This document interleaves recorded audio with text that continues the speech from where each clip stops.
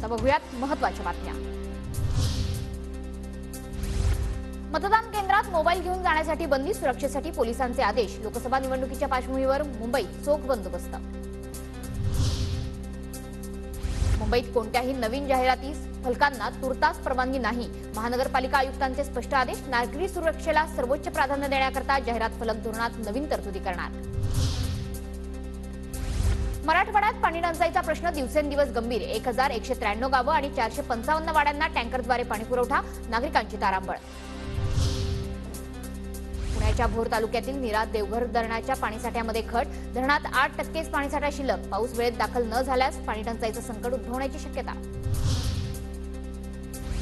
केंद्र सरकारकडून साखरेवर संपूर्ण निर्यात बंदी, मात्र इथेनॉल निर्मितीवरही केंद्राकडून काही बंधनं। साखरेची निर्यात न केल्यास 90 लाख टन साखर अतिरिक्त ठरणार।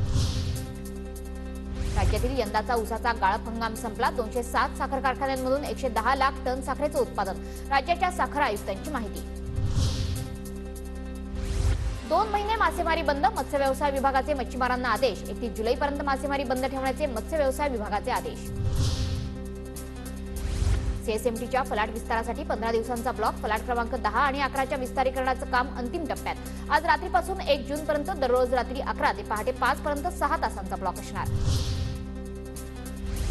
एमपीएससीच्या बहुप्रतीक्षित ग्रुप सी क्लार्क परीक्षेचा कौशल्य चाचणीसाठीचा निकाल जाहीर। 7,000पेक्षा अधिक जागांसाठी भरती प्रक्रिया, ओपन जनरलचा 242चा कट ऑफ।